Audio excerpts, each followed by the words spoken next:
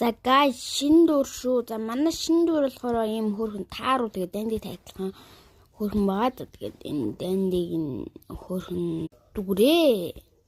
За энэ бол цэцэг байгаа. Эний хүч болохоор энэ бол манай гол дүрнүүдийн нэг нь баггүй юу?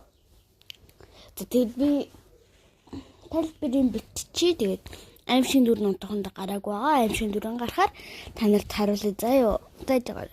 Би аимшиг дүрийг хараад. Дүрэн байдгүй мэн аимшиг дүрийг болохоор яаж хийсний мэдээгүй. Тэгээд энийг хүн хийсэн болохоор аимшиг дүрийг оруулахгүй. За тэгээд та нар энд за гол дүрнүүдийн нэг нь болохоор хоёр зүрхтэй. Тэгээд нөгөө юм хурдан хийдэг эргүүлдэг юм аа. Тэгээд дараа нь юу хүч нь болохоор наашир гэд хүч нь болохоор наашир гэд татна да. Тэгээд та нар энэ дүрний амир хөөрхөн байгаа. Тэгээд та нар дахиад нэг дүр санал болгоно.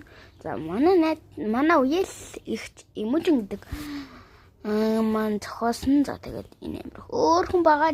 Тэ би энэ дуртай